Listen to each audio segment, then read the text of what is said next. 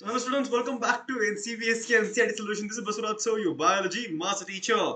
Now students, in this chapter we'll be studying something called as spermatogenesis, oogenesis, something called as male reproductive structure as well as the female reproductive structure. So for today's class, we'll be mainly focusing on the male, female and gametogenesis. These three are going to be a prime focus on today's class, and hopefully all of you understand. If any doubt anywhere, you can always ask me, you know that, right? So anyway, you can always ask me. So that is going to be our today's main goal to finish. Okay. So let's start the class, students, with the first slide of NCERT, and this is NCERT line by line. All of you are aware, right? So as you are aware, see, NCERT is also asking you if you are aware, right? Humans are sexually reproducing. The meaning of sexually reproducing is that fusion of gamete takes place. Fusion of gametes takes place here. The male gamete, female gamete fuse together to results in a zygote formation. And viviparous. The meaning of viviparous is that a human will give birth to a human child. Like for example, in the case of your birds and snake, they give birth to an egg. But in the case of humans, the female can give birth to a young one directly. Young one directly. The reproductive events in the human includes the formation of gametes, that is gametogenesis. In the case of sperm, it is called as spermatogenesis. Egg, it is called as oogenesis. Right? Egg is called as oogenesis. The sperm in the male and the ovum in the female. The transfer of sperm to the female genital tract is called as insemination, and the fusion is called as fertilization, leading to the formation of zygote. Now all of you are aware the zygote is the first cell in the body, and the zygote is unicellular in nature, and the zygote is also diploid in nature. The zygote is always diploid in nature. Now this is followed by the formation and development of blastocyst. Now don't worry, you will understand about blastocyst later on, but remember blastocyst is also diploid. Blastocyst is multicellular in nature. It is multicellular in nature, blastocyst. Okay. And its attachment to the uterine wall called as implantation, which is a separate topic itself. Gestation, giving birth, parturition. So parturition, giving birth, gestation period is the entire embryonic development period. So all of these topics are basically the entire chapter. So this entire chapter, this is going to be the entire flow. First you learn something called as reproductive parts, male and female reproductive parts. Then you learn something called as gametogenesis, like how gametes are produced, how sperm is produced, how egg is produced. And then you'll be studying something called as your fertilization, then implantation, gestation and parturition. So that is the entire chapter. That is going to be the entire chapter. Sexual dimorphism, difference in the sexes, right? Now,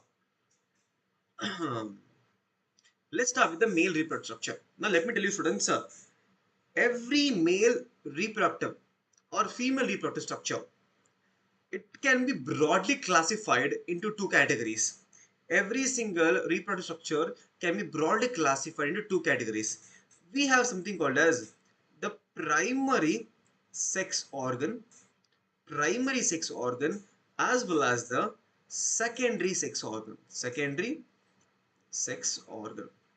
Now you'll ask me, sir, what is the difference between primary sex organ and secondary sex organ? Very simple difference, students. Very simple difference. A primary sex organ, right? A primary sex organ should be able to produce the gametes. Should be able to produce the gametes. At the same time, the primary sex organ should also be able to produce the sex hormone. Sex hormone. Now, students, can anyone tell me in the chat which is the primary sex organ in the case of male then? The primary sex organ in the case of male reproductive structure is none other than the testis. It is the testis. It can produce the gametes, that is the sperm. It can produce the sex hormone, that is the testosterone. That is the testosterone. So remember, students, every single primary sex organ should be able to do two main functions. The first one is called as what? Gamete production, sperm here. Sex hormone production, the second function, that is going to be the production of the testosterone. So the primary sex organ is the testis here. Now, what is the secondary sex organ then? What do you consider the secondary sex organ? Secondary sex organs usually have an indirect role in reproduction. See, in the case of plants also we have, right? In the case of plants, we have something called as essential whorls and non-essential whorls. Essential whorls like andrecium and gynoecium are directly involved in reproduction, while calyx and corolla are involved indirectly. Similarly, in the case of your male and female reproductive structure, we have something called as primary sex organ, which is directly involved. Primary sex organ is directly involved in reproduction, while secondary sex organs are indirectly involved. They are indirectly involved in the reproduction. Now, secondary sex organs, which includes the accessory ducts, it includes the accessory ducts. It includes the glands, bulbourethral gland, Cowper gland, which is also called as Cowper gland, prostate gland. Yes. Then we also have something called as external genitalia. External genitalia. So the function of the secondary sex organs, the function of secondary sex organ is much more indirect. It is much more indirect role. Okay, indirect role. Indirect role. Indirect role. Okay. The male reproductive system is located in the pelvic region. Now you might ask me, sir, what is this pelvic region? Pelvic region means the abdomen region that is between the two coxal bones. You are aware, right? The coxal bones, the pelvic girdles. In the pelvic girdles, there is the pelvic coxal bones. Between the two coxal bones, the region is present. Okay. It includes a pair of testes, which is the primary sex organ, along with axillary ducts, glands, and external genitalia. The external genitalia is the penis in the case of male. Okay, penis in the case of male. Okay, students. Now, students, listen to me very carefully. Then we will read the lines of NCERT. Listen to me very, very carefully. I will draw the diagram and I'll show you. Just focus on the diagram first of all. Okay. Before we go to the meaning of testicular lobules, understand the location of something called as testes. Location of testes. That is very important. Testes are situated outside the abdominal cavity. So if this abdominal cavity is in the pelvic region, pelvic girdles, outside the abdominal cavity, testis is located in a pouch-like structure called as scrotum. In a pouch-like structure called as scrotum. Okay, that point is clear to all of you. In a pouch-like structure called as scrotum. The scrotum, very important line. PYQ also for NEET students. This question is also for CBSE board also. CBSE board, very important question. Why it is in the outside the abdominal cavity? Why is it in the, what is the role of scrotum also? The scrotum helps in maintaining the low temperature of the testis. So the temperature required for spermatogenesis to take place inside the testis. I'll repeat again. The temperature required for spermatogenesis inside the testis is comparatively lesser compared to body temperature. For example, your body temperature is around 104 Fahrenheit. Requirement for testis production will be around, let's say around 95 to 98 degree Fahrenheit. Fahrenheit is different. Now in the NCERT they have given in Celsius, understand in Celsius also. For comparatively 2 to 2.5 degrees, 2 to 2.5 degrees less temperature is required for the formation of sperm. Now students, this question is a very famous question for every single way. Okay. Now what is the role of testis? What is the role of testis? You will say sperm production. What is the role of scrotum? Scrotum will help in reducing the temperature. Reducing temperature. By how much? 2 to 5 degrees lower than the normal internal temperature. Now I'll ask you students, for example, a person is in Antarctica. A male is in Antarctica. The temperature is very less there. Temperature is very less. Will he be able to produce sperm? Question is very simple, right? Question is very simple. If a person is in Antarctica and the temperature there is around minus 5 degrees Celsius or 5 degrees Celsius, 4 degrees Celsius surroundings, will he be able to produce sperm? Or I'll ask you one more question.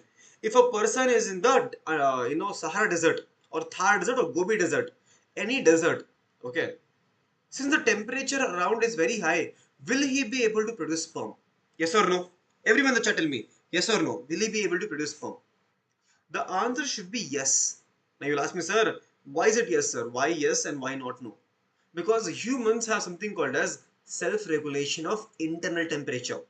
Homeostasis. Because of homeostasis, we can regulate the internal temperature. Whatever temperature is in the surroundings, we can regulate our internal body temperature, and that is why spermatogenesis will happen in a male in Antarctica or Africa or Sahara Desert. Okay? Sahara Desert. Clear all of you? Now, in adults, each testis is oval in shape with a length of about 4 to 5 centimeter length, while width is around 2 to 3 centimeter. Width is 2 to 3 centimeter. Now, students, understand this small concept. Small concept is there, okay? Small concept.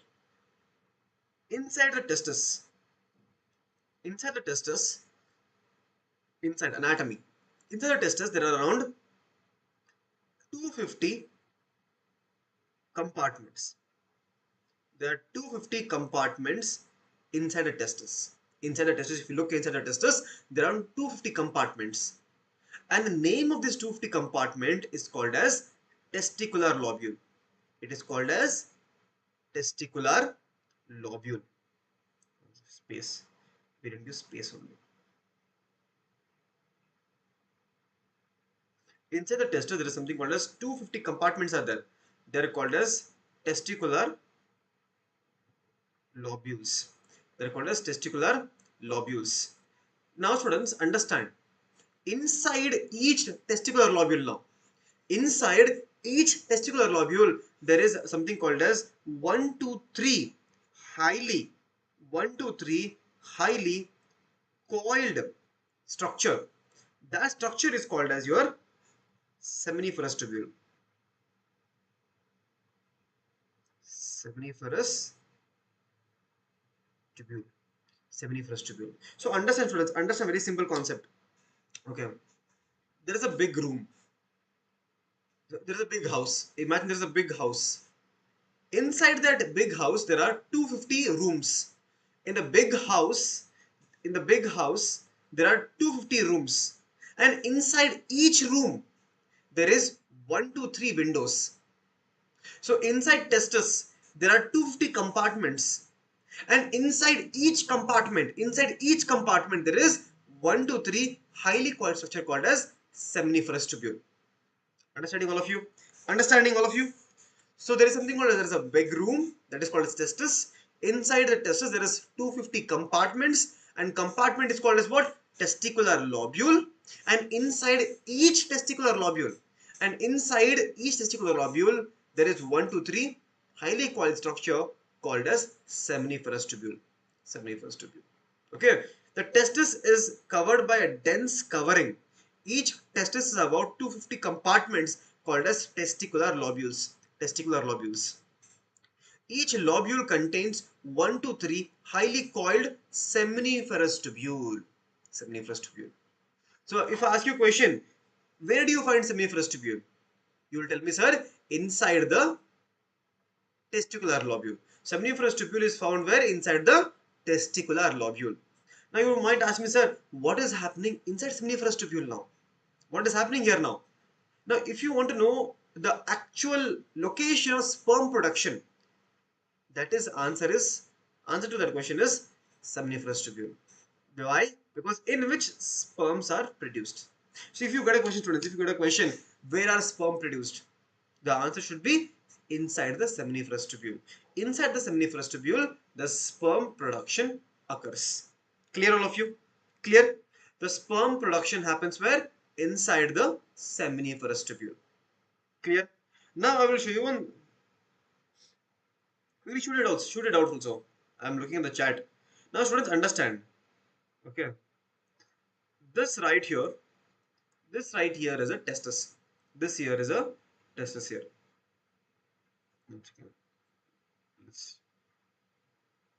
Yes, yes, I'm looking at the chat. You don't have to spam.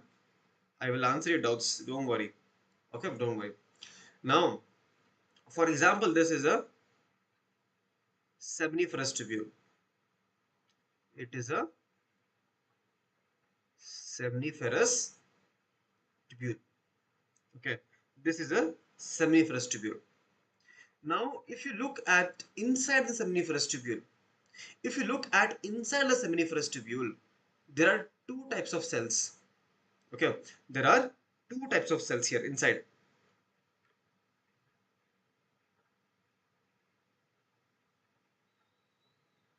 There are two types of cells on the inside.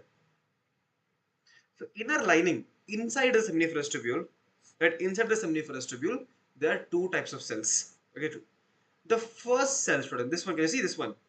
The first cell is called as what?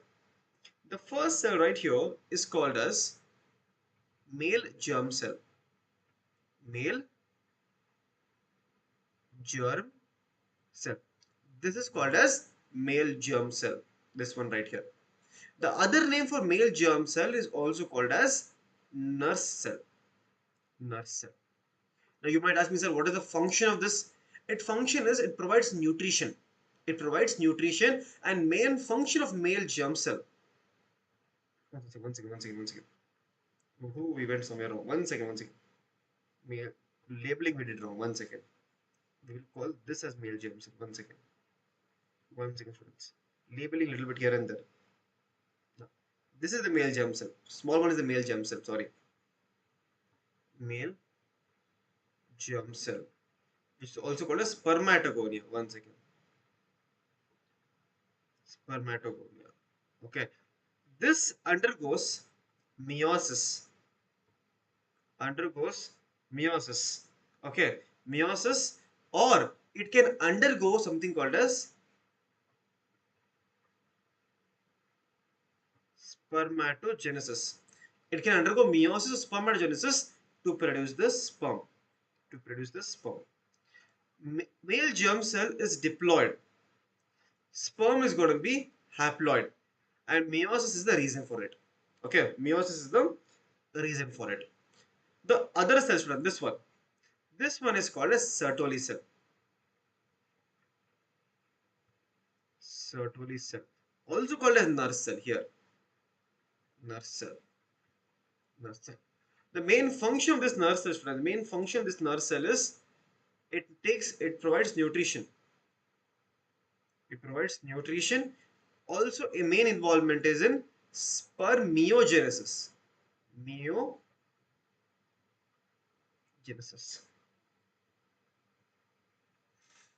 So, what is the function of acrosome in sperm cell? Acrosome has something called as anti-fertilizing and fertilizing. Basically, it has a lot of enzymes.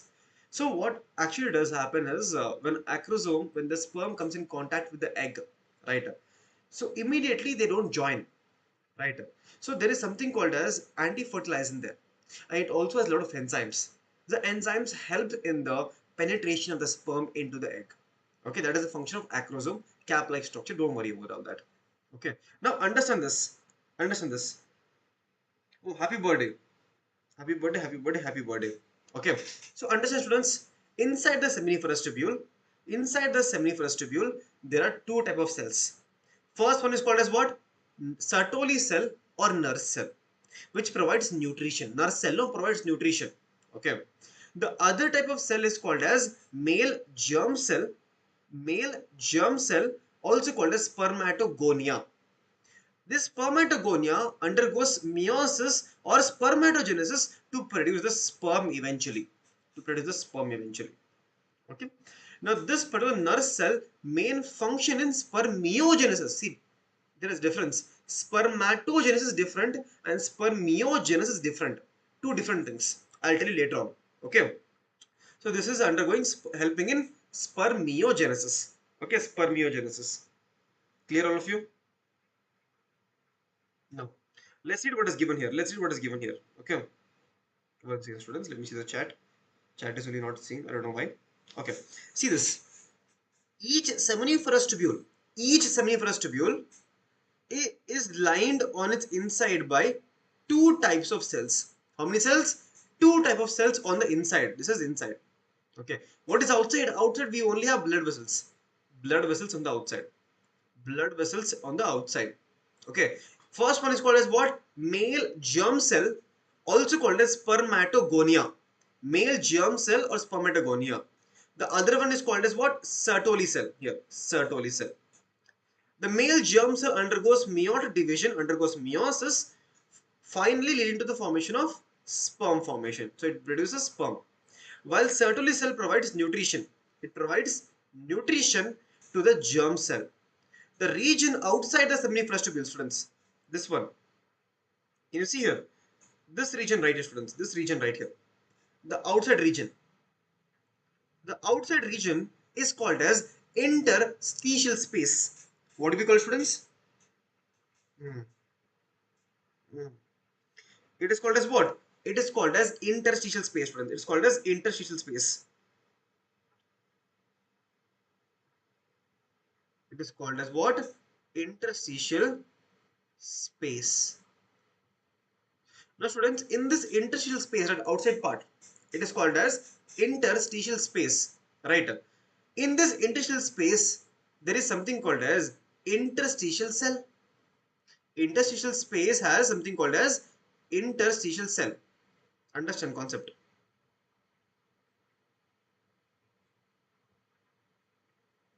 Interstitial space has something called as interstitial cell. Interstitial cell. The other name for this interstitial cell, the other name for this interstitial cell is nothing but the Leydig cell. It is also called as what? Leydig cell. Okay. So we are learning actually. So we are, so actually we have three type of cells here totally. Three type of cells. First one is called as what? All of you repeat in the chat. The first one is called as what? Male germ cell. Male germ cell. Okay. Male germ cell, also called as spermatogonia, which can produce the sperm. The second cell is called as what? Sertoli cell, also called as nurse cell. What is the function? Function is providing nutrition or in the helping in spermiogenesis. The third type of cell is found where? The third type of cell is found in the interstitial space. The cell is called as interstitial cell. Other name is called as Leydig cell. Leydig cell. Now you might ask me, sir, what is the function here? What is the function of Leydig cell? Very simple again. The function of Leydig cell is to produce the hormones. Is to produce the hormones. The hormone in the case of male is testosterone. Testosterone, which is a type of androgen. Which is a type of androgen. Any doubt here, students? Any doubt here? Tanuja, that happening of sperm, there are two main events. Sometimes what happens is two sperm can enter. Sometimes two egg can be released. Two eggs can be released sometimes, and sometimes two sperm can fuse, which can lead to the order. Sometimes what happens is in the division time also there can be formation of twins. There are multiple reasons for twins. Okay, clear here? Any doubt till here, students? Any doubt till here? Three type of cells. Okay, see here. The region outside the seminiferous tubule is called as what? Everyone in the chat. It is called as what?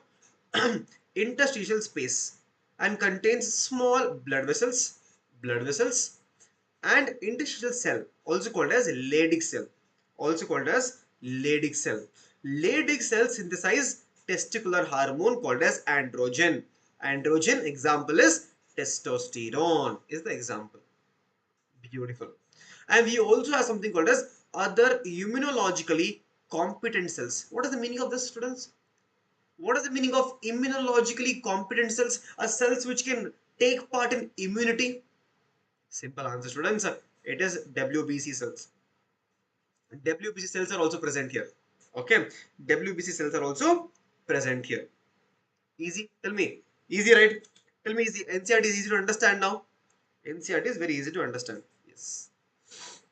Now, students, let me decode this entire diagram for you now. Let me decode the entire diagram for you. Okay. See this, students. See this. All of you follow through. First of all, which type of question they will ask you here? The main question which has been asked previously also is mainly based on the flow of the sperm. Like how is sperm transported? First of all, tell me, students, can everyone tell me in the chat where is sperm produced? Anyone can tell me? Notes, student Tanuja, I'll share the notes today. Remind me in Telegram also one more time. I am very forgetful sometimes. Okay. Can anyone tell me now, where is this sperm being produced? I've told you already. The sperms are produced where? In the seminiferous tubule. They're produced in the seminiferous tubule. Where is seminiferous tubule present? Seminiferous tubule is present in the testicular lobule. It is produced in the testicular lobule, right? Testicular lobule. Now here students, understand the flowchart. Understand the flowchart, very important, very important. Now don't tell the testes. Always tell the proper one, that is testicular lobule. Testicular lobule. Okay. Now students, understand here. From here, the sperm is first going to read a testis. One second, students, let me here.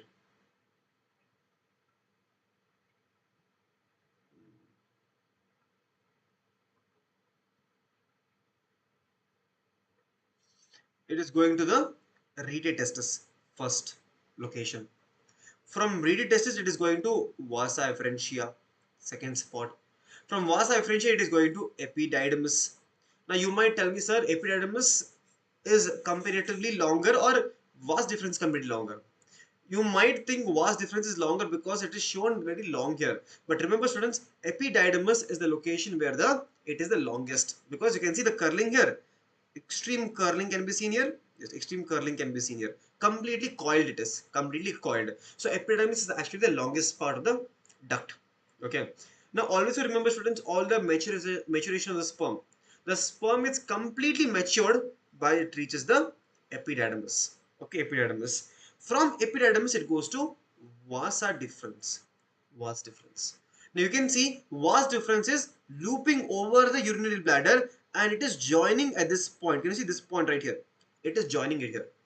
Now this point right here, student, this point right here, it is called as ejaculatory duct. It is called as what? Ejaculatory duct. It is not mentioned in your NCERT in the diagram, but it is written ejaculatory duct. Okay, ejaculatory duct. Right here. Ejaculatory duct. It is not mentioned in the diagram, but it is mentioned in the NCERT written part. I'll show you. Now, what is happening in ejaculation? What exactly is happening in this spot? In this spot, there are two different ducts are joining. Two different ducts are joining here. Can you see? Two different ducts are joining. The first one is nothing but the vas difference. Vas difference is joining here. We have the vas difference. And we also have the seminal vesicle duct. Seminal vesicular duct. Seminal vesicular duct. Both are joining here. Okay, both are joining here. And that common point is called as what? Ejaculatory duct. This right here. You see, this is a spot where a duct from seminal vesicle, a duct from seminal vesicle, and the duct from the vas difference. Both are joining. That is called as ejaculatory duct. Okay.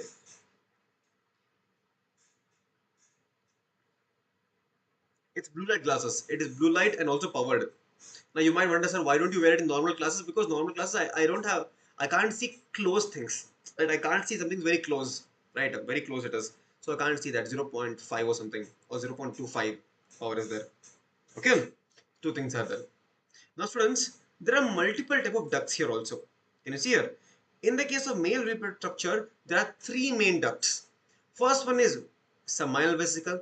Second one is called as prostate duct. Third one is called as bulbourethral duct, also called as Cowper gland. Also called as Cowper gland. Okay, three different, so not duct, three different glands. Three different glands are there. Seminal vesicle gland, prostate gland, and bulbourethral gland. Okay. Now students, what is the function of each one of them? Very simple. Now the sperm is coming from here, right? Sperm is coming from vas difference. When the sperm is ejected out, it is always in the liquid state.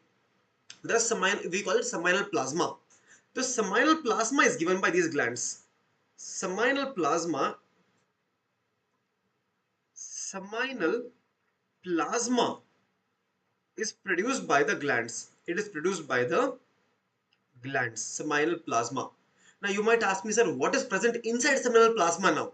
Inside seminal plasma, there is something called as fructose. for energy. There is also different types of nutritional values, as well as there is something called as a lot of elements are there, okay, in seminal plasma. What is bulbourethral gland then? Bulbourethral gland helps in lubrication. Okay, it helps in lubrication. Now that is the glands here. Those are the glands. Okay.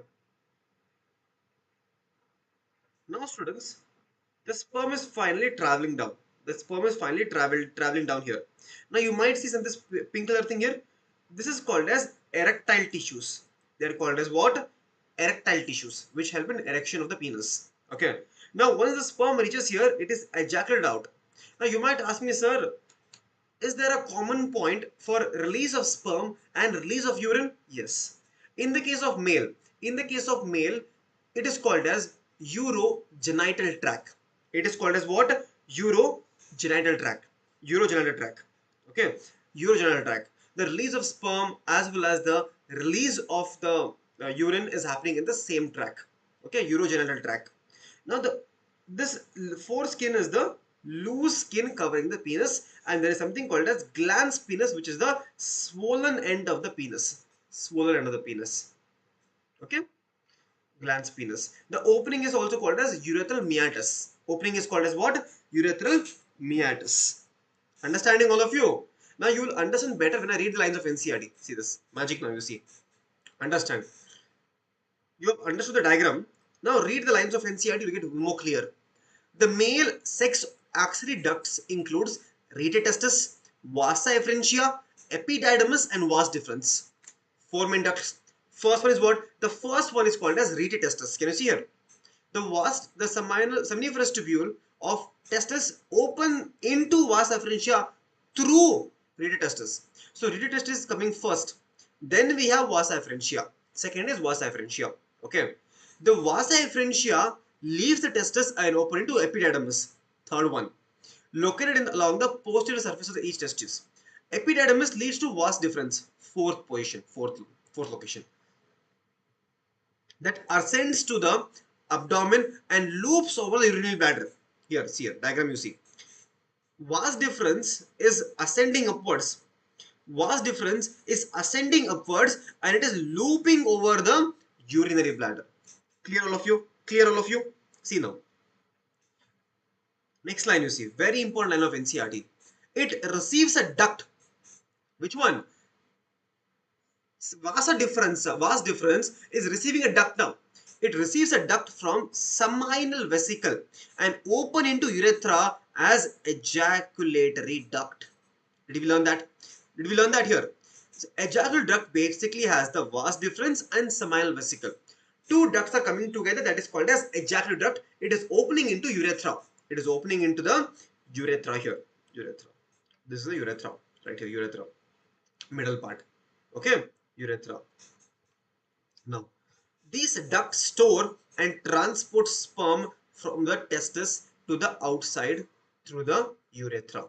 The urethra originates from the urinary bladder and extends to the penis. An external opening is called as what I told you? Urethral meatus. This right here is the urethral meatus. Can you see here? The opening is called as urethral meatus. Right here. All of you. Students, see this. This opening is called as urethral meatus. Right here. So the entire NCERT is decoded. Entire diagram is decoded for you. Okay, students, ask me any doubt do you have in this paragraph. I will quickly answer your doubts. Any doubt in this paragraph? Quickly tell me. Any doubt in this paragraph? Anyone? All students? Any doubt? Friends, please smash the like button because it helps in growing the channel. We are trying to grow a new channel here. So please smash the like button. All of you. Now, students, see this. This is a structure of seminiferous tubule. Can you see? Seminiferous tubule. Now, inside the seminiferous tubule, there are two types of cells. Everyone, there are two types of cells here. First one is called as spermatogonia. What is the other name of spermatogonia, students? The other name of spermatogonia is the male germ cell. All of you remember, which is a diploid in shape. I told you here. We learned it here. We learned it here, students. Male germ cell, also called as spermatogonia, diploid. Yes. What is spermatozoa? Spermatozoa is the sperm right here. Sperm. Yes, sperm right here. What is a Sertoli cell? Sertoli cell is also called as what? Nurse cell. Nurse cell, which provides nutrition. There is also called as interstitial cell right here. In the outside, in the interstitial space, it is also called as the Leydig cell. Leydig cell. Students, tell me in the chat, what is the function of Leydig cell? The main function of Leydig cell was what? To produce the androgen. Androgen such as testosterone. Yes. This is the diagram given in your NCERT. This is the diagram given in your NCERT, students. Understood, all of you? Understood? All of you understood? Yes or no? Quickly tell me in the chat. Any doubt in any part of this diagram? No doubt. Now we also learned the penis is the male external genitalia. We learned that. Penis is the male external genitalia. It is made up of special tissues helping erection. Yes. Corpora. That extra information will not tell you because they'll not ask you a NEET examination also. Okay. So erectile tissues facilitate the insemination. The large swollen part is called as glans penis. Foreskin is the loose tissue, loose skin tissue. Okay, also called as prepuce. Also called as prepuce. The male axillary glands includes seminal vesicle. See students, very important lines of NCERT. I'll show you hidden line of NCERT now.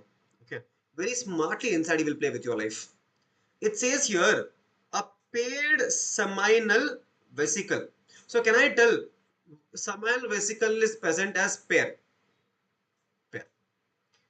A prostate and a paired bulbourethral gland. So can I tell bulbourethral gland is also paired? But what about prostate? Prostate. It says a prostate. Very smartly it is told a prostate. It means prostate is single. It is not paired at all. Prostate gland is single. Okay, so you might get confused here and there between all this lines of NCERT. So this is what a teacher's job is, to show you the right guidance, right? Now that is clear to all of you. Disha sir joke never ends. I don't know. I have to find a new name for myself. I feel, students. Honestly, I have to find a new name for see, because my name is difficult to call. All of you know, right? My name is little difficult to call, and all of you struggle calling my name, right? Struggle calling my name. So I have thought, why don't I, help you with a new name? But let's see if all of you can come up with a new name. Not Basvasaurus. I don't like that. It is very blah blah blah. Something nice. Something nice name should be there. Okay, something nice. Not Diksha sir. What is Diksha sir? That's not even a name. Diksha ma'am is separate, sir. You'll get 0 marks for naming sensation. Name. Now, students, secretions of these glands constitute the seminal plasma. I told you. What is seminal plasma, students? Secretion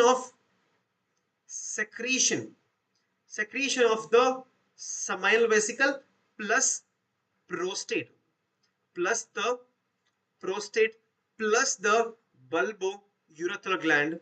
Bulbourethral gland, entire thing is called as seminal plasma. Seminal plasma. Okay, seminal plasma. Okay, clear? Which is rich in fructose. I told you, fructose, calcium, and certain enzymes. So inside the seminal plasma, what do we have? In the seminal plasma, it is made up of, see, students, it's a PYQ. Very famous question in board also. Okay, it is made up of fructose, calcium, and enzymes, as well as enzymes. Okay, as well as enzyme.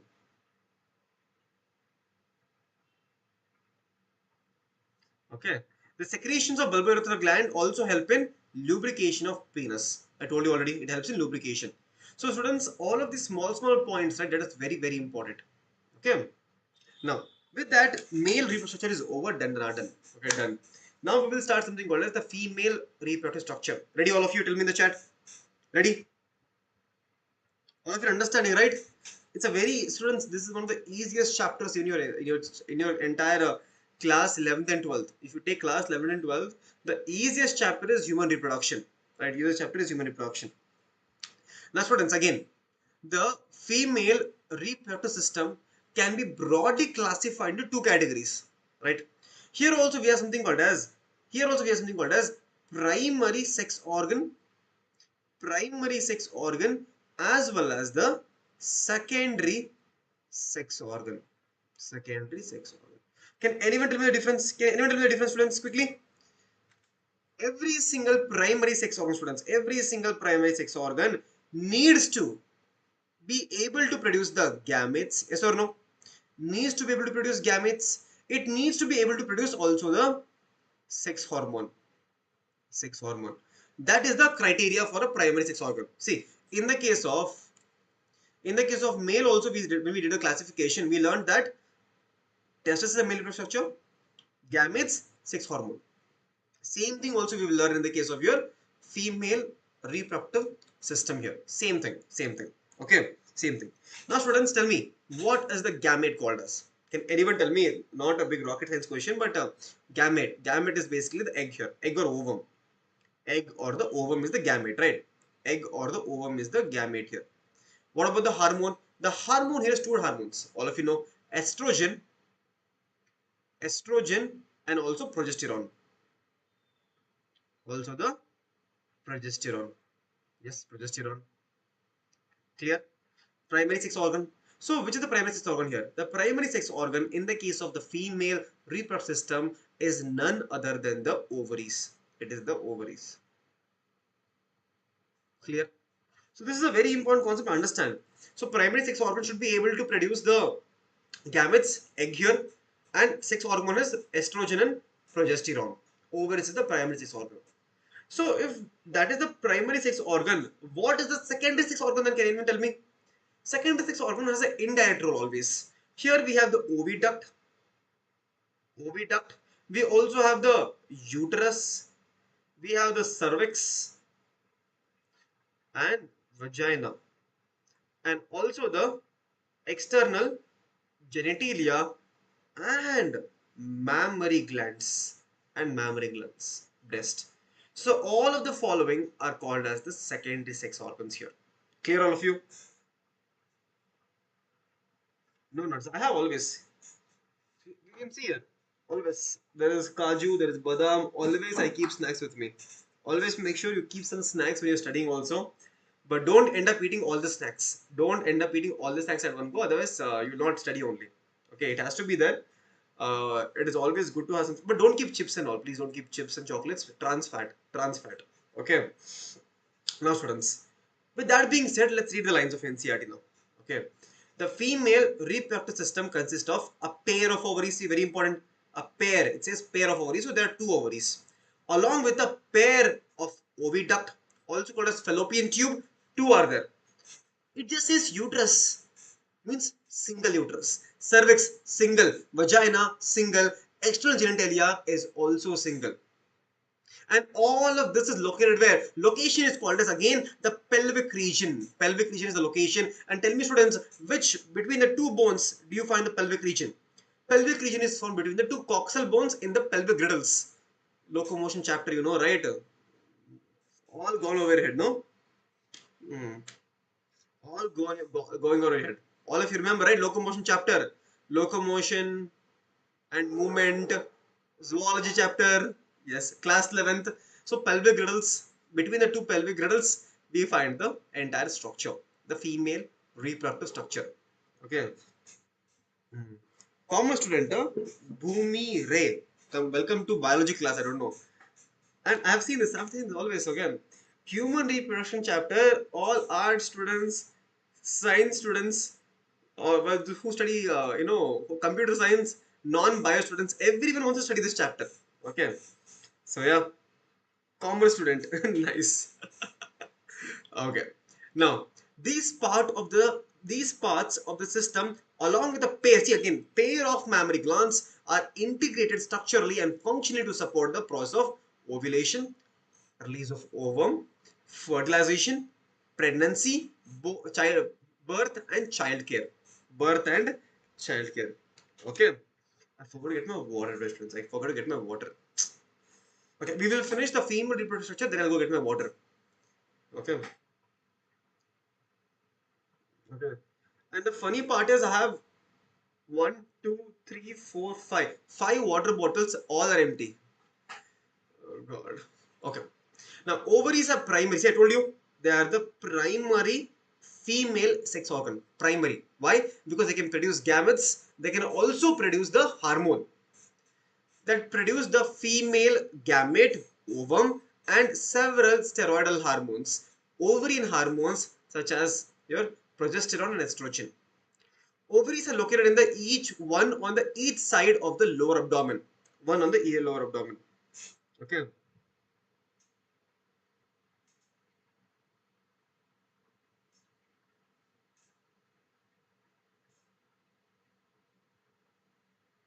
Yeah. All students, you should drink a lot of water, stay hydrated. Okay. Okay. Now see this. Now students, understand.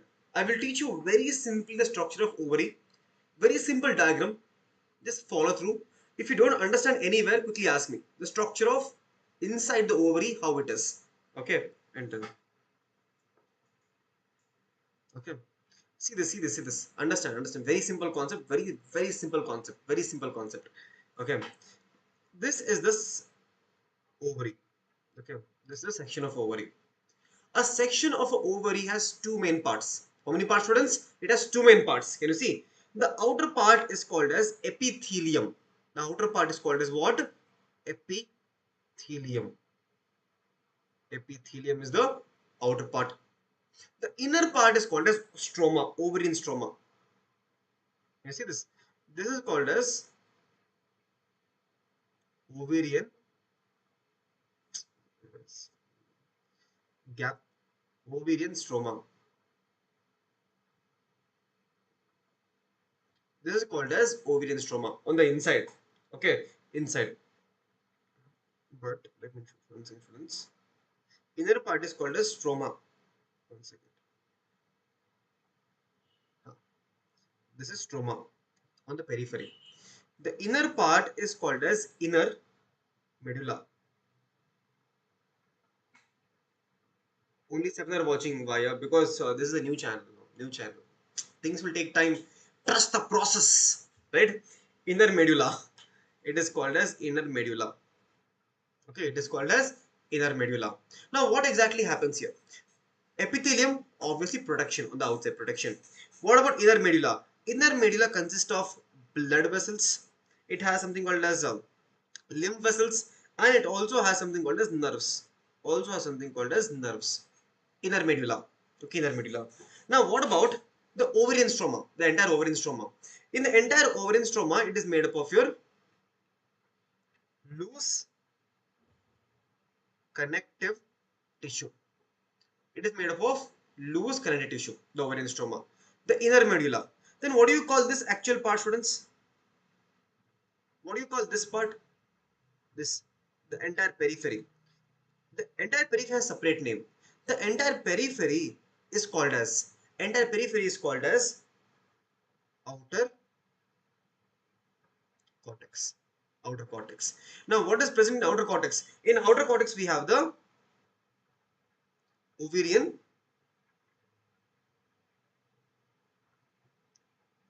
follicle. Follicles. Now, I'll repeat one more time. Just focus one point. Okay. This is the entire structure of the ovary. Structure of ovary. The entire structure of ovary can be divided into two categories. Entire structure of ovary can be divided into two categories. The first one is epithelium, the outer layer. The first one is called as the epithelium, which is the outer layer, and the inner part is called as what? Ovarian stroma. We have the epithelium, outside layer. Ovarian stroma is the inner layer. The ovarian stroma can be again divided into two parts. We have the inner medulla, which has blood vessels, lymphatic vessels, and nerves.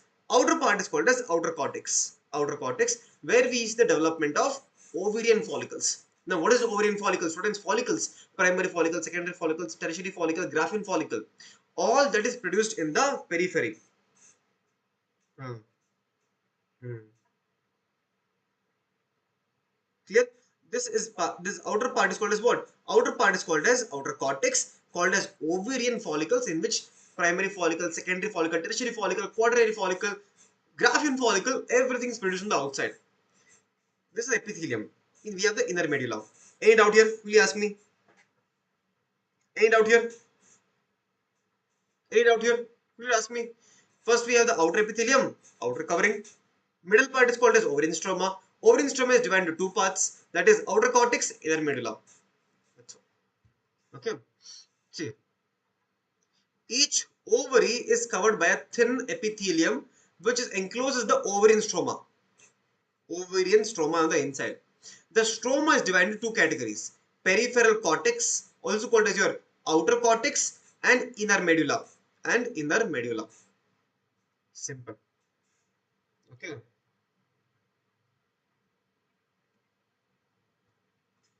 Now, students, that was the structure of ovary, the primary sex organ. Now we will go understand the secondary sex organ. Now we will understand the secondary sex organ. Ready? The secondary sex organ first one which you want to study is the. I think we'll go towards the diagram first of all, students. There is a diagram.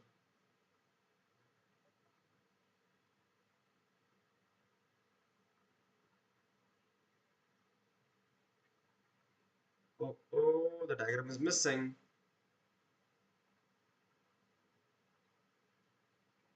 Diagram is missing, students. Diagram is missing. What to do? What to do? What to do? Without the diagram, we can't do. 1 second, students. 1 second.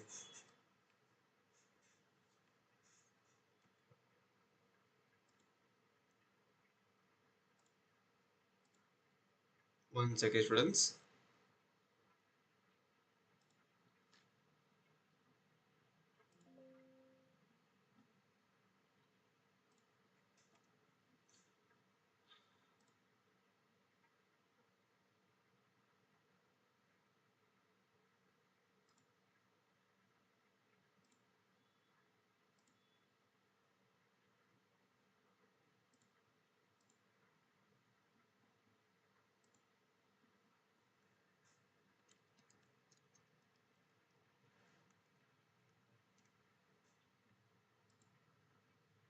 One second. 1 second. Diagram is missing, so I have to add the diagram.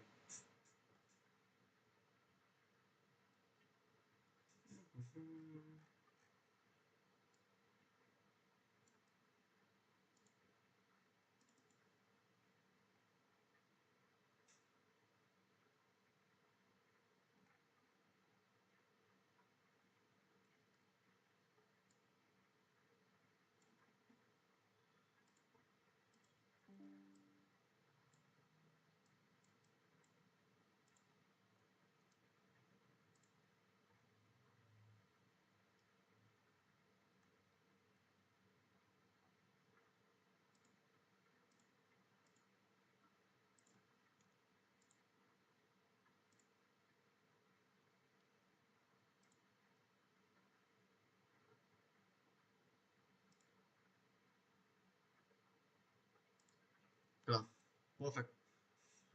The diagram was missing, so we added the diagram from nowhere. Okay. I hope it is visible now, students. I hope it is visible completely. Now let's start the diagram. We'll decode the diagram completely, and then we'll go to the next step. Now, students, this right here is the decode the diagram now. Ovaries, right? Ovaries are present as pair, one here and one here, two ovaries, which release the egg, every month. If this ovary release the egg this month, this ovary will release the egg next month. Alternatingly, they will release the egg. Alternatingly, the egg will be released. Alternatingly, the egg will be released. Okay. Now the egg is released here. Right? Egg is released here. Egg. Or it's also called as secondary oocyte. Also called as secondary oocyte. Secondary oocyte. Okay. Now this secondary oocyte, students, this secondary oocyte will be picked up by a finger-like structure called as fimbriae.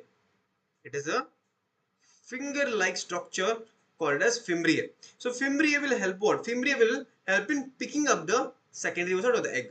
Now here the egg will enter. With the help of a small hole will be there called as ostia, the egg is entering.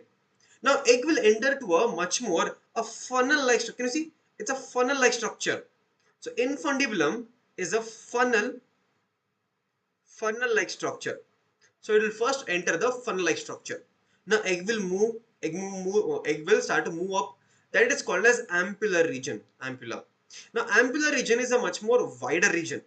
Ampular region is a much more wider region. At the same time,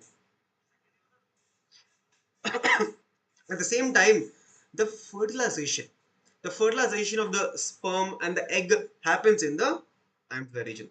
So fertilization also happens here. Fertilization takes place where? Fertilization takes place in the ampulla region. Now, if you have old NCERT, very old, probably like around 4 to 5 years back, that had something called as ampullary isthmus region, but right now it is only ampulla region. Okay, ampulla region, fertilization takes place, wider region. Infundibulum is a funnel-like structure, fimbriae is a finger-like structure. Okay, clear here, clear, all of you? Now, the egg will enter a much more narrow region called as isthmus. Isthmus is a much more narrow region, isthmus. Now egg will move here. If fertilization takes place, then zygote will appear. If fertilization is taking place, then zygote. If no fertilization, then only egg. Okay. Then it will reach the point, this part, the middle part is called as the uterine fundus, or the entire thing is called as uterine. It looks like an inverted pear. It looks like a inverted pear. Inverted pear. Okay. Inverted pear called as uterine or uterus. This entire thing is called as the uterus, which looks like an inverted pear. Okay, uterus. Uterine cavity is the cavity means the small gap, that is called uterine cavity. Okay, so the uterus, this entire thing is called as a uterus. Uterus has three main layers. Uterus has three main layers. The outermost layer is called as perimetrium, is the outermost thin layer. It's the outermost thin layer is called as perimetrium. The middle layer is called as myometrium. It's the middle layer. Middle layer. Now, since it is a middle layer, it is also made up of smooth muscles. Smooth muscles. Smooth muscles. And it is the same myometrium, students. It is the same myometrium which undergoes contraction during childbirth. It undergoes what? It undergoes contraction. It undergoes contraction during childbirth. During childbirth. Okay, that is myometrium. The inner, the innermost layer, students. Innermost from this side. Innermost layer. The innermost layer is called as endometrium. Endometrium is the innermost layer. Now it is the same innermost layer. It is the same endometrium which undergoes cyclic changes every single month in the case of female. The periods or the menstrual cycle. The cyclic changes is because of the changes in the endometrium. The endometrium will become very thick. Endometrium will become very thin. Understanding? So cyclic changes. Endometrium undergoes cyclic changes. Cyclic changes. Endometrium undergoes cyclic changes. Then we have the cavity cervix. Cervix. Cervix opens into cervix is a connecting link between vagina and the uterus. Between vagina and uterus, middle part is called as cervix. And canal is it has a canal called as cervical canal. It has something called as cervical canal. Now cervical canal plus vagina together they make up the birth canal. They make up the birth canal. Birth canal. Clear all of you? Do you understand? And finally, that is the end of the entire structure of the uterus. I will give a small recap again. Then we will read the lines of NCERT. So quickly follow through. Okay. The first point here we need to understand here is the ovaries. How many ovaries? 2 ovaries. Every single month, one of the ovary will release the egg. One of the ovary will release the egg every single month. Every single month. Okay. That is the ovaries. Clear? Now students understand, once the ovary or the egg is released, from the ovary, egg is released, the egg is picked up by the finger-like structure called as fimbriae, right here, fimbriae. It is picked up by the fimbriae right here, fimbriae, picked up by the fimbriae. Now from fimbriae, the egg is passing through and reaching a much more a cone-like structure or a funnel-like structure called as infundibulum. Called as infundibulum is a funnel-like structure. Infundibulum is the funnel-like structure. Okay. Then the egg travels to a much more wider area called as ampulla region. Ampulla. Ampulla region or ampulla region. Okay. Ampulla region, that is a much more wider region. And it is the same place where the fertilization also takes place. Ampulla region. Then the egg travels to a one more region called as isthmus region, which is a much more narrow region. Isthmus. Then finally the egg reaches the much more cavity, large cavity called as uterine cavity, which is a part of uterus. And uterus is an inverted pear shape. inverted pair, like this. Inverted pear shape. Inverted pear shape. Okay. Now, this particular uterus has three main layers. Outer layer, perimetrium, thin layer. Middle layer is called as myometrium, right here. Myometrium. Middle layer, which is made up of smooth muscles, undergoes contraction during childbirth. Innermost layer is called as endometrium. Innermost layer, which undergoes cyclic changes every single month in the case of female. Cyclic changes. Okay. Now then we have cervix. Cervix is a cavity. Cervix is a connection between uterus and vagina. Between uterus and vagina, the connecting link is the cervix, and the canal is called as cervical canal. Cervical canal. Okay. And vagina and cervical canal together they make up the birth canal. Together they make up the birth canal. Clear, all of you? Birth canal. That is the entire decoding of the structure of the female reproductive structure. Clear? Now see what is given. The oviduct or fallopian tube, uterus, vagina constitute the female axillary ducts. Okay. See, it says uterus, fallopian tube, and vagina, but there is no mention of cervix. So cervix is not a part of axillary ducts. Cervix and cervical canal are not a part of axillary ducts. Each fallopian tube is about 10 to 12 centimeter long and extends from the periphery of each ovary to the uterus. Okay. Now, if you notice here one more thing, do you see this? I'll mark it for all of you. Friends, do you see this region? This region.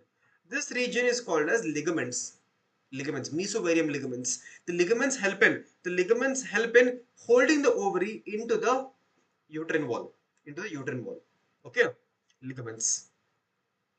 Now, the part closer to the ovary is the funnel-like called as infundibulum. Funnel shape, I told you. The edge of the infundibulum has finger-like structure called as fimbriae, which helps in picking up the ovum, right? Which helps in collection the ovum after ovulation, picking up the ovum or the egg. The infundibulum leads to a much more wider area called as ampulla. Then we have isthmus, which is a narrow region, narrow lumen, and joins to the uterus. Joins to the uterus. Uterus is single. All of you, I told you already. Uterus is single, and also called as womb. Also called as hysteria. Hysteria. The shape of the uterus is inverted pear shape. It is supported by ligaments attached to the pelvic wall. Ligaments are attached. I told you the ligaments. The uterus opens into vagina. Uterus is opening into vagina. Uterus, this one right here, is opening into vagina through cervical canal, through cervix, through narrow cervix. The cavity is called a cervical canal. Along with vagina and forms the vagina plus the cervical canal, they entirely make up the birth canal. They make up the birth canal. Clear? The wall of the uterus has three main layers. So I told you, outermost layer is called as what? Thin layer called as perimetrium. Middle layer, which is made of smooth muscle cell, called as myometrium. And inner glandular layer, endometrium, that undergoes lining uricunity. Endometrium undergoes cyclic changes during the menstrual cycle every single month, while myometrium exhibits strong contraction during the childbirth, delivery of the baby. Clear? Every single point clear, students? Every single point we cover here? Every single point we cover here? Yes, we cover here. Now we will talk about the external genitalia here. The female external genitalia includes something called as mons pubis, labia majora, labia minora, hymen, and clitoris.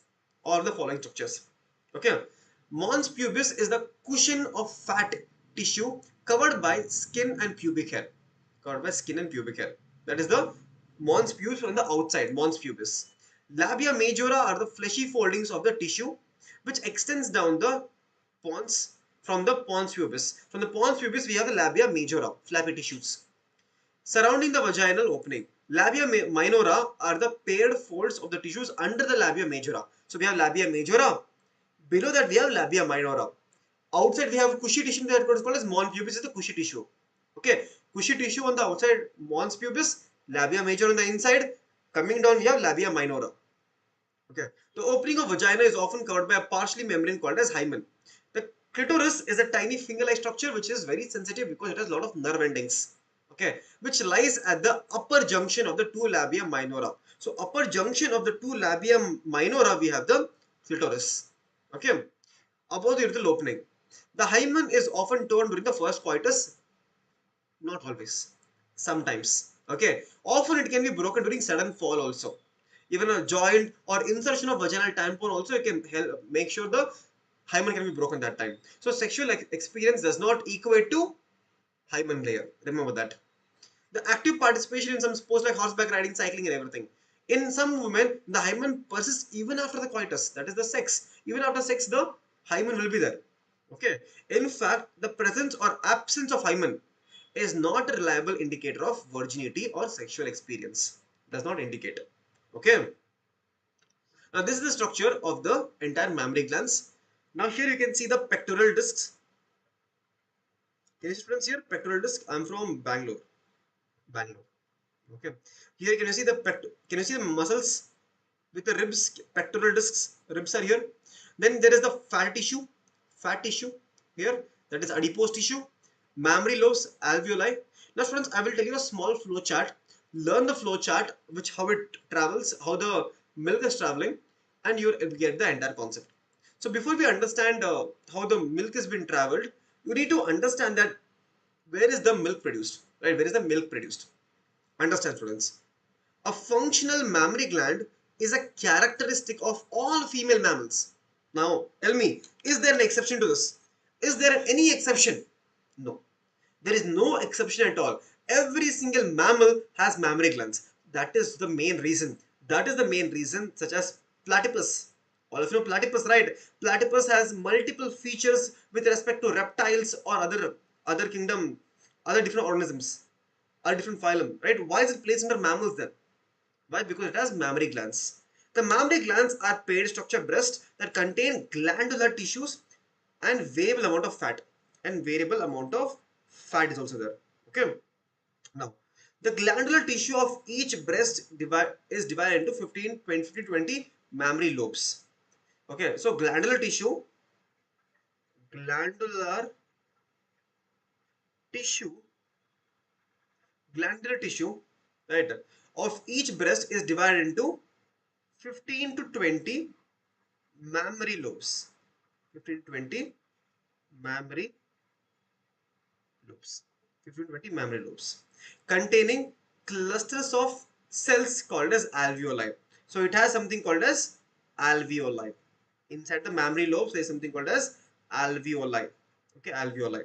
Now these alveoli cells will secrete milk. They will secrete the milk. Alveoli cells, alveoli. Now you need to understand 2 points here. Alveoli cells just don't secrete milk, they also store the milk. See here, this alveoli secrete milk which is stored in the cavity of the lumen of the alveoli itself. Okay. The alveoli open into mammary tubules, the tubules of each lobe join to form mammary ducts. See, understand flowchart. First we have the alveoli. Alveoli will open into mammary tubule. Mammary tubule. Mammary tubule will open into mammary duct. Mammary duct will open into something called as mammary ampulla. Mammary ampulla. MA. Mammary ampulla. Mammary ampulla will open into lactiferous duct. Lactiferous duct will open into the finally the nipples through which the milk is released. I'll repeat again. The first one is called as alveoli. The first one is called as alveoli. Okay, where milk is produced and stored in the lumen. Okay, from here it is going to the mammary tubules. Written here mammary tubules. From mammary tubules here, mammary tubules right here, mammary tubules. From mammary tubules to mammary duct, mammary duct to mammary ampulla, mammary ampulla. Okay, from mammary ampulla to lactiferous duct, lactiferous duct, lactiferous duct to nipples through which the milk is coming out. Learn the flowchart. This is the only question they'll ask you. Okay.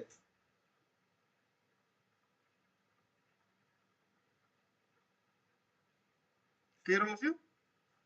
No. Now students, we will take a 20 minutes break right now. After the break, I'll teach you something called as gametogenesis.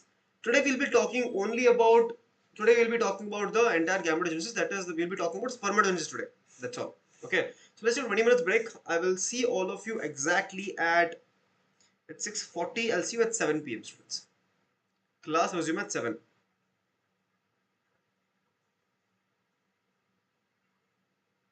7 p.m. Class resume at 7 p.m. Okay? I'll come back.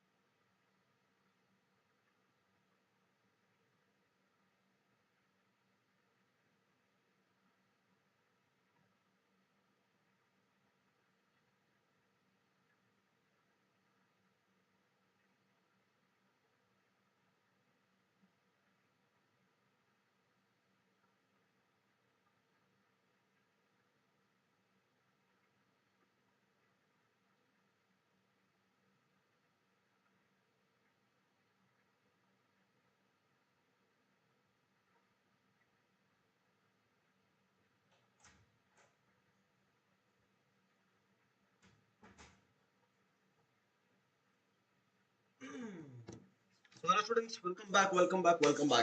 Now we will do something called as the gametogenesis, which is the most important part.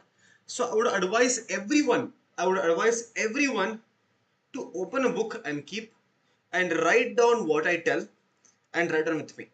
And if you write down what I'm going to give you the complete flowchart right now, you will have a clear understanding of entire spermatogenesis and oogenesis. Ready, all of you? Ready? Now, students, write down first of all spermatogenesis. Spermatogenesis, students. Spermatogenesis. All of you, write down spermatogenesis. Okay, write down.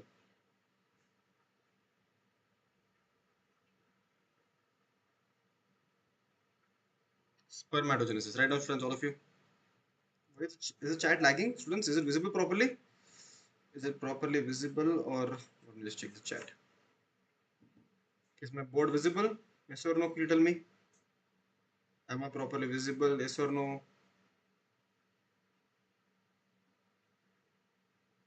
Visible, right? Yes, visible. Now, spermatogenesis, students. Spermatogenesis. Understand spermatogenesis. First, we have something called as the male germ cell. We have the male germ cell. Male germ cell. Now, this male germ cell is also called as spermatogonia. Spermatogonia. And this male germ cell is spermatogonia. It is diploid in nature. Yes, it is diploid in nature. Now, this male germ cell or spermatogonia undergoes initially mitosis. It initially undergoes mitosis. Mitosis to produce multiple copies of spermatogonia. Now, one such spermatogonia grows and it develops and differentiate and becomes enlarged. Such spermatogonia, which is enlarged or growing, is called as your primary spermatogonia. Primary spermatocyte. Primary spermatocyte. Okay, let me write it in different colors so you'll be able to understand really easily. It is called as primary spermatocyte now. Primary spermatocyte. Primary spermatocyte. Now this primary spermatocyte, students, right here, it undergoes now something called as meiosis. Meiosis 1.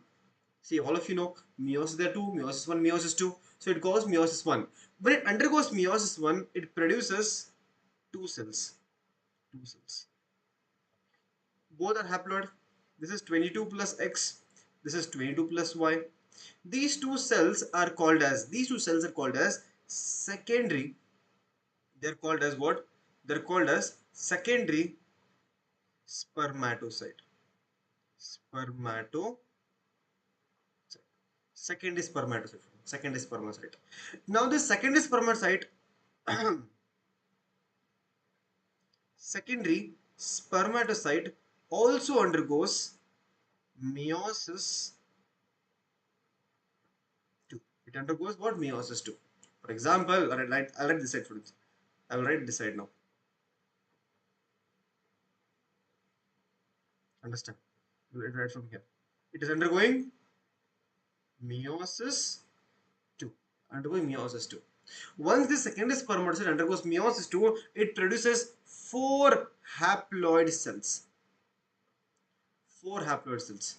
Not just 2, now 4 haploid cells. 4 haploid cells. These two are 22 plus X. These two are 22 plus Y. 23 chromosomes. 23 chromosomes, 23 chromosomes. Haploid cells. And these cells, students, do they look like sperm? No. These cells are called as your spermatids. They're called as what? Spermatids. Spermatids. Now these spermatids, since they don't look like sperm, they has to go through one more process.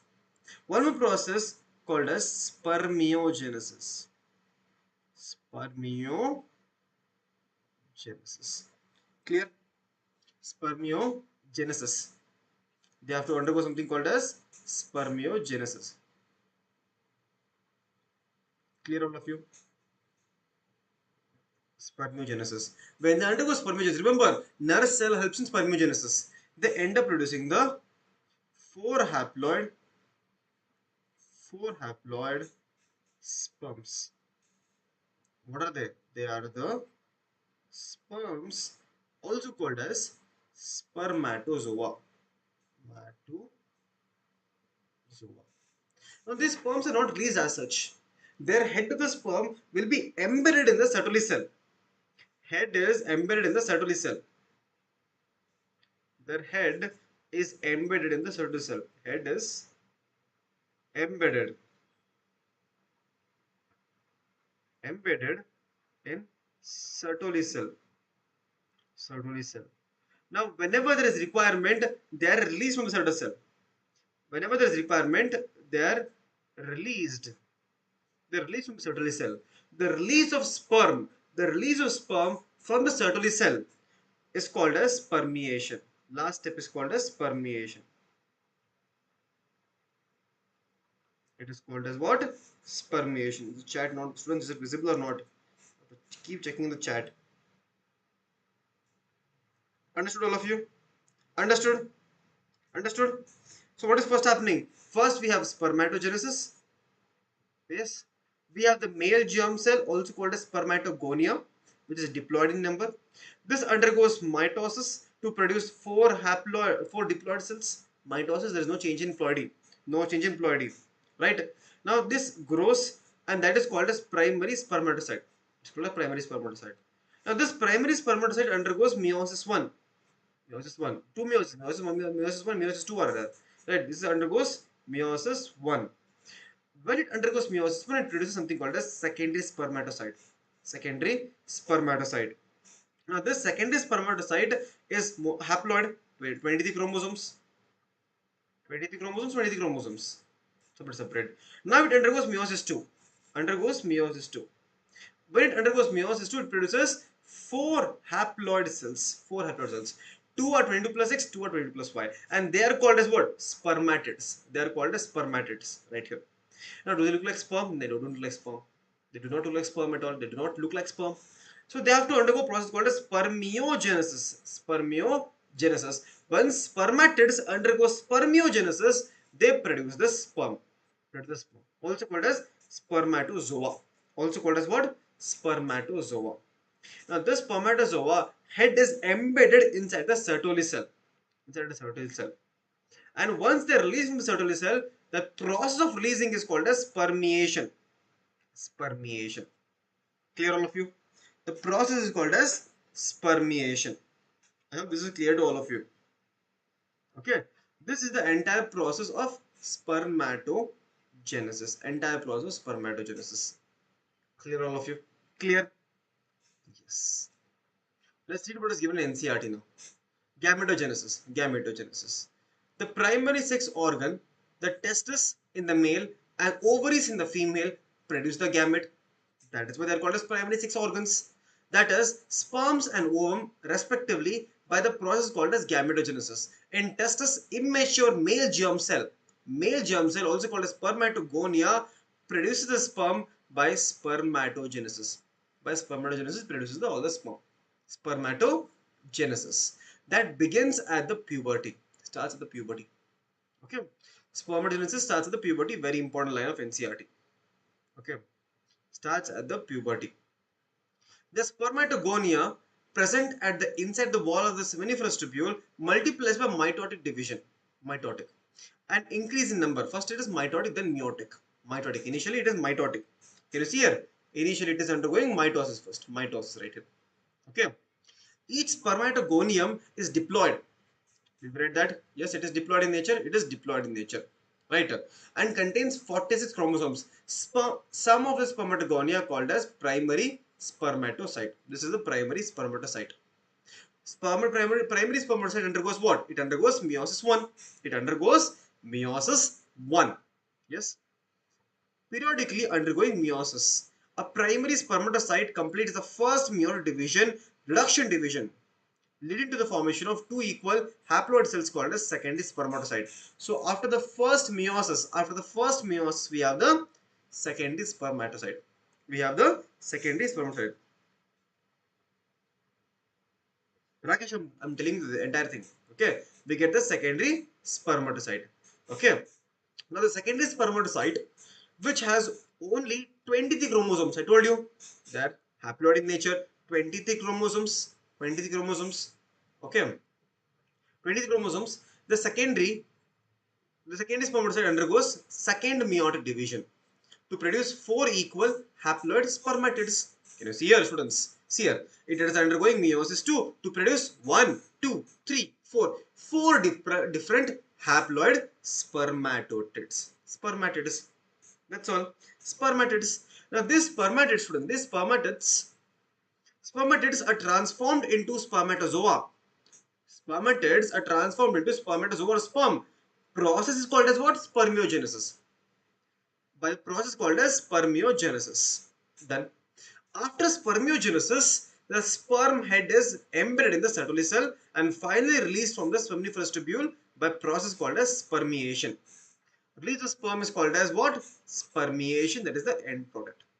Spermiation. I will give you a quick recap one more time. Listen to me very carefully, all of you. First step is what? Male germ cell, also called as spermatogonia, which is diploid in nature. When the spermatogenesis is happening, the spermatogenesis start at the puberty in the case of male. Puberty in the case of male. Understand? Here we have mitosis, undergoes mitosis initially to produce the haploid diploid gametes, diploid cells, which grows, and one of them is called as primary spermatocyte.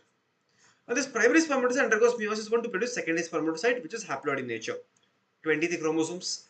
Now this undergoes meiosis 2 to produce four haploid cells called as spermatids. Spermatids gets transformed into sperm. The process is called as what? Spermiogenesis. Spermiogenesis. Spermiogenesis. Now spermiogenesis, once sperms are produced, their head is embedded in the Sertoli cell. Now they are released from the seminiferous tubule. The process of release of sperm is called as spermiation. The process of release of sperm is called as spermiation. Clear, students? Clear, all of you? The spermatogenesis starts at the age of puberty due to the significant increase of secretion of GnRH. So students, understand. First, there is GnRH. GnRH.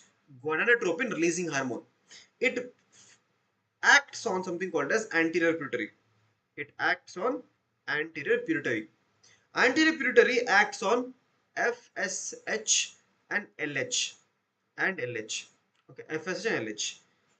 Here, FSH and LH, both of them act on different hormones. For example, FSH, the S stands for, small trick which I have learned, it will act on Sertoli cell. Act on Sertoli cell. The LH, for L in the LH, will act on Leydig cell. Will act on Leydig cell. It's a small trick to remember. Remember, FSH will act on Sertoli cell. Leydig cell will act on, sorry, LH will act on Leydig cell. It is a small trick which I know. You can also use the same thing. Okay. And Sertoli cell will help in what? Nutrition. It'll help in spermiogenesis. It'll help in spermiogenesis. And Leydig cell will produce what? Leydig cell will produce androgen. Produce the androgen. Clear, all of you? Clear? Yes. Thus, if you recall, hypothalamic hormone, that is GnRH, then acts on anterior pituitary and stimulates the secretion of gonadotropins, luteinizing hormone LH and follicular stimulating hormone FSH. The LH acts on Leydig cells, we understood that here, and stimulates the synthesis of the secretion of androgen. Androgen in turn stimulates the process of spermatogenesis. Spermatogenesis. Okay, androgen acts on, helps in spermatogenesis. Spermatogenesis. FSH acts on Sertoli cell and stimulates the secretion of some factors which help in process of spermiogenesis. Spermiogenesis. Done. Okay. Structure of sperm, you see. Structure of sperm. Structure of sperm. Here we have the entire thing is covered by plasma membrane. The cap-like structure is called as acrosome. Here is the nucleus, which is haploid nucleus because sperm is haploid. Neck piece, middle piece has mitochondria which provides energy, and there is a whiplash tail which helps in motility. Now, neck, middle piece, and tail. Okay, the sperm head contains the sperm head contains an elongated haploid nucleus. The anterior portion of the is covered by a cap-like structure called as acrosome, which has a lot of enzymes. The acrosome is filled with enzymes that help in fertilization of the ovum. The middle piece processes the numerous mitochondria, which help in providing energy, right? Motility of tail. The human male sperm ejaculates around 200 to 300 million sperm in coitus. That many sperm is produced per ejaculation, out of which 60% should have proper shape and size, and 40% should have vigorous motility, should be able to move very well. Okay. The sperm released from the seminiferous tubule are transported through the axillary ducts, all of you know that, and the different glands, seminal vesicle gland, prostate gland, and bulbourethral gland.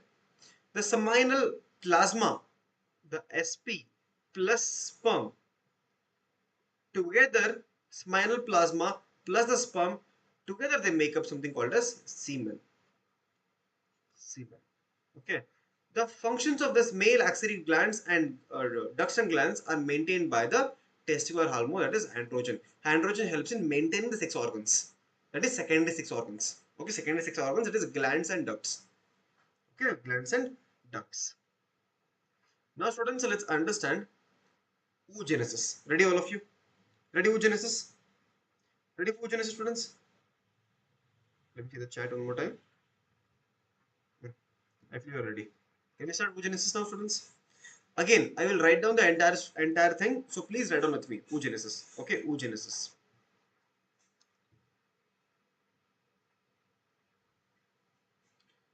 Oogenesis starts at the embryonic stage. It starts at the embryonic stage. In the case of spermatogenesis, starts at the puberty. Oogenesis starts at the embryonic stage. When the child is at embryo stage, that time only it starts. Does not wait. Okay. Here we have something called as the oogonia. We have something called as the oogonia here. Oogonia, which is diploid. Oogonia is diploid in shape. Okay, oogonia is diploid. It undergoes mitosis starting. It undergoes mitosis in the starting. It undergoes mitosis. When it undergoes mitosis, we end up getting multiple copies. We end up getting multiple copies of oogonia. 2, 1. One such oogonia starts to differentiate, my friends. One such oogonia starts to differentiate. Starts to differentiate. Right? That's oogonia, which becomes big and grows in size. That is called as primary oocyte. Primary oocyte. Clear? Now this primary oocyte, student, this primary oocyte starts to undergo. It starts, not does not finish. Very important lines. It starts to undergo meiosis 1. This primary oocyte starts to undergo meiosis 1. It starts to undergo meiosis 1, but it does not finish. It starts to undergo meiosis 1, but it is suspended, students. It is suspended. It gets suspended at prophase 1, first stage only. Okay.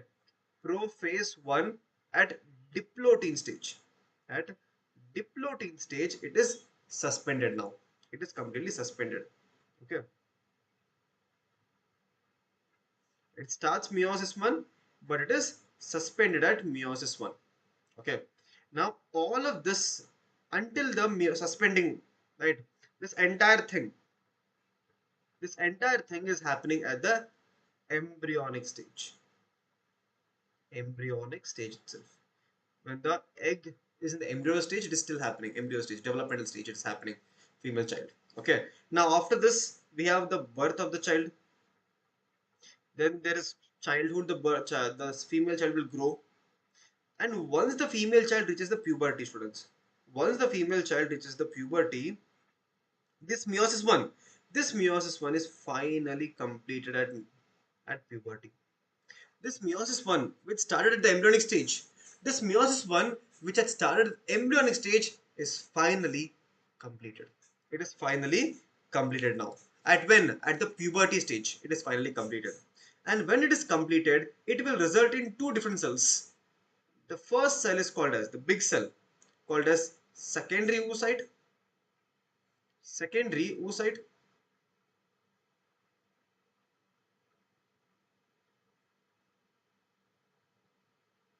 Secondary oocyte, and we have a small cell called as the first polar body. First polar body. Okay. Now students understand this secondary oocyte now. Understand? See, very good concept also I'll teach you now. This secondary oocyte starts to undergo meiosis 2. Like obviously all of you know meiosis, we have meiosis 1, meiosis 2. So it will start to undergo meiosis 2. It will only start but does not finish. It starts to undergo meiosis 2, but again it is suspended. Again it is suspended now. Again it is suspended at metaphase. At metaphase 2. At metaphase 2, it is again suspended at metaphase 2. Okay. Now this is the secondary oocyte. And this secondary oocyte is released. Friends, remember, this is the same secondary oocyte which is released, which we call ovum, which is released during ovulation.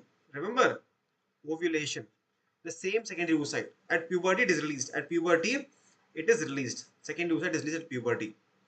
Menstruation, right? In the entire menstrual cycle, there is a secondary oocyte which is released, not the egg. Okay, secondary oocyte is released. Now, this secondary oocyte will remain as secondary oocyte only. This secondary oocyte will remain as secondary oocyte. If there is no fertilization, this secondary oocyte is released out of the female body as in the menstrual cycle. But if this secondary oocyte comes in contact with, if this secondary oocyte comes in contact with the sperm, if the secondary oocyte comes in contact with the sperm, the meiosis 2 is completed. If it comes in contact. In only when the sperm is in contact with the secondary oocyte, meiosis 2 is completed, which will result in students, which will result in the egg, or we call it ovum, ovum, also called as ooted, ooted, ooted, and we also get the second polar. We also get the second polar body, and all of this is happening when only when there is fertilization. Only when the sperm comes in contact with the secondary oocyte, meiosis 2 is completed. Okay, meiosis 2 is completed. Clear till now? Friends, clear? Any doubt here? Look at the chat now. Chat is silent till today.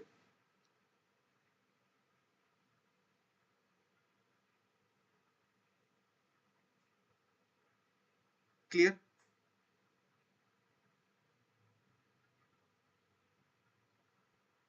Yes, clear. So we have the oogenesis starting at the embryonic stage. We have the oogonia which is diploid, undergoes initially mitosis to increase in number.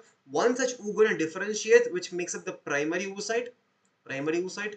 Primary oocyte undergoes meiosis 2, meiosis 1, but it does not finish meiosis 1. In fact, it gets arrested. It's like it's stopping. It is stopping at prophase 1 diploiding stage. Stopping. Okay. But when the childbirth happens, childhood, puberty. When the female child reaches puberty, the secondary first meiosis 1 is completed. Meiosis 1 is completed only at the puberty. At the puberty. Once it is completed, it will release in secondary oocyte and first polar body. Now this secondary oocyte undergoes meiosis 2, but again it is stopped. It is suspended at metaphase now. Now this meiosis 2 will only be completed when the secondary oocyte comes in contact with the egg. Otherwise, if there is no fertilization, secondary oocyte is released as such out of the female body in the menstrual cycle. Egg is released out. Okay. But if the fertilization takes place, then this secondary oocyte will be converted to egg ooted or ovum and the second polar body. And the second polar body. Clear? The process of formation of the female The process of formation of mature female gamete is called as oogenesis. All of you know. Okay, friends, this is called as oogenesis. There is also something called as follicular genesis. Follicular genesis. Follicular genesis. Follicular genesis happens simultaneously with oogenesis. Simultaneously it happens. Here we have something called as primary follicle. Primary follicle. We have something called as secondary follicle. We have something called as tertiary follicle. And we have something called as Graafian follicle. Graafian follicle. What is primary follicle? Primary follicle will have, students. Primary follicle will have the primary oocyte. The primary oocyte we learned here, right? This primary oocyte, this primary oocyte will be inside the primary follicle. So primary follicle will have what? Primary follicle will have primary oocyte plus granulosa cells. Granulosa cells. A layer of granulosa cells on top. So we have primary follicle. Okay. Now what is secondary follicle? Secondary follicle is primary follicle, sorry, primary oocyte plus more layer of more layer of granulosa cells. More layer of granulosa cells. That is the secondary follicle. That is the secondary follicle. Then what is tertiary follicle? In tertiary follicle, friends, remember these two are happening at the embryonic stage. At the embryonic stage. Okay. These two are happening at the puberty. Puberty. And all of you know, at puberty, what do we have? At puberty, we have the secondary oocyte formation. Puberty, secondary oocyte formation. So inside the secondary tertiary follicle, inside the tertiary follicle, we have the secondary oocyte. Secondary oocyte will be present inside the tertiary follicle. So basically, we have one big follicle we have called as tertiary follicle. Inside the tertiary follicle, we have the secondary oocyte. We have the secondary oocyte. Okay, this secondary oocyte plus there will be a fluid filled cavity. Filled cavity. Fluid filled cavity called as antrum. Called as antrum. Fluid filled cavity. And also, students, in this secondary follicle, we have formation of theca. Theca formation. Theca formation. And as we come to the tertiary follicle, the theca will extend. Theca will differentiate, students. As we come to tertiary follicle, the theca will extend. Theca will separate actually. Theca will become, theca means the separation. We get something called as theca externa and theca interna. Okay. Then what is Graafian follicle? That is secondary oocyte. In Graafian follicle, obviously we have the secondary oocyte. Secondary oocyte. But this secondary oocyte, this secondary oocyte will rupture. This secondary oocyte will rupture and release the secondary oocyte. It has a secondary oocyte. It will Graafian will rupture and it will release the secondary oocyte. And also remember, students, your particular Graafian follicle will also have a separate layer around it called as zona pellucida layer. Zona pellucida layer around the Graafian follicle. Okay. Now you will be telling, sir, a little confusion is happening. Can you make entire chronology proper? When you read the NCERT, it becomes even more clear now. Understand? Okay, see. Understand the lines of NCERT. Any doubt quickly ask me. Okay. Oogenesis is what? Formation of egg. Okay. Oogenesis is initiated during the embryonic stage. Embryonic stage.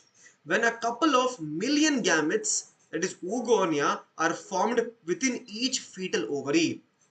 See, at the embryonic stage, we have with the help of mitosis, we have multiple oogonia. Many oogonia are there. Okay. No more oogonia are formed and added after birth. So, at birth, a female is born with fixed amount of oogonia. No more oogonia is added after that. Once exhausted, oogonia is over. Okay. Now, these cells start division and enter into the prophase 1, that is meiosis, of meiotic division and gets temporarily arrested at that stage. Here, primary oocyte is arrested at meiosis 1. At meiosis 1, it is arrested at prophase 1 diploiding stage. Okay, and we call them primary oocyte.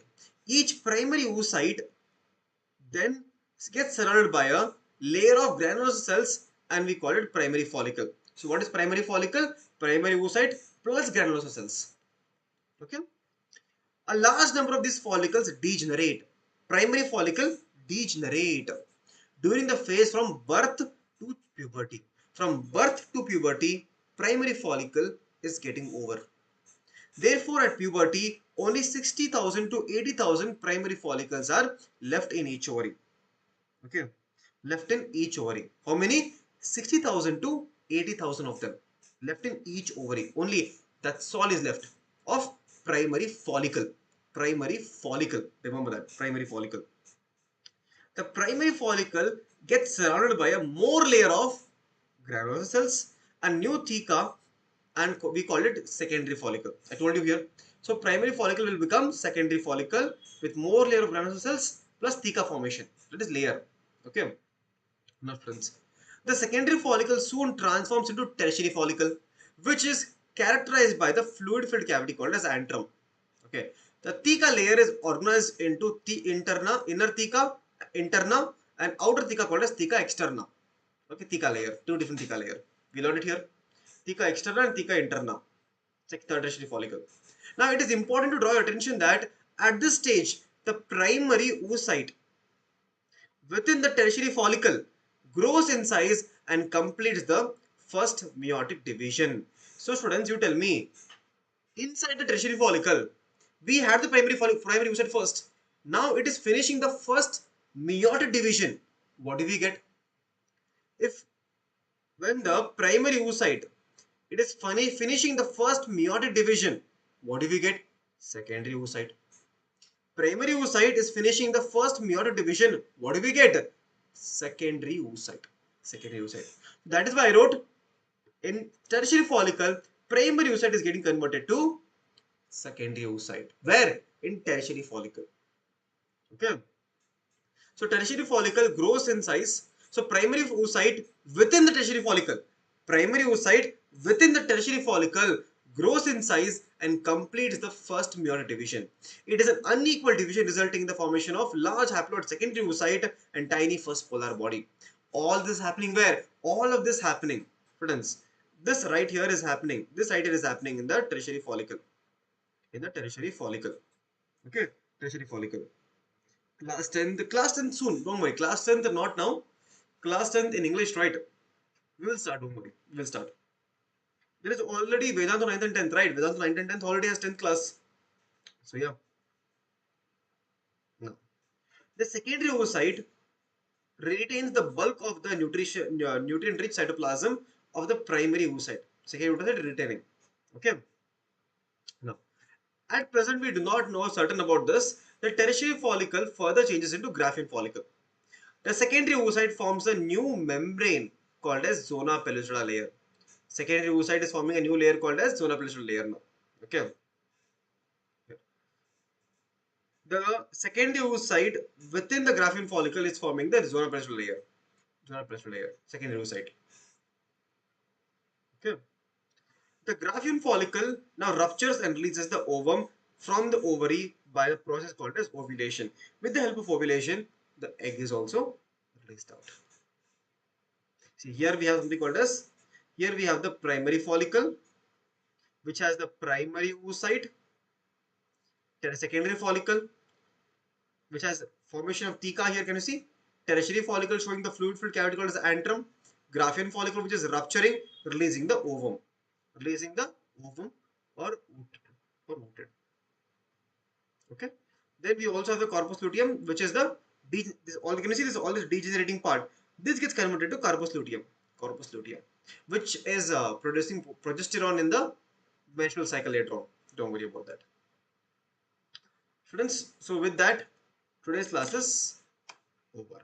Today's class is over with that. Thank you so much, students. I hope this will be very clear to all of you now. This will be very clear to all of you now. You can just read this, students. You can just read all of this. See here, chromosome number, spermatogenesis, first mitosis happens, mitosis, primary oocyte, primary spermatocyte, first male division, second is spermatocyte, second division, spermatid, undergoes differentiation, that is spermiogenesis to produce spermatozoa, right? Spermiogenesis. Here we have primary oocyte gets arrested at diploidine stage, and only after puberty we get the secondary oocyte. Secondary oocyte is again arrested at metaphase 2. Only when the sperm comes in contact with the egg, it finishes the cycle, and we get the ovum and the second polar body. Here we have diploid. It is becoming haploid because of the meiosis. First meiotic division, haploid cells. Diploid to haploid. Diploid to haploid. Okay. So with that, students, thank you so much for today's class, and I will see you in the next class. Until then, take care all of you and have an amazing day ahead. Okay. Any doubt?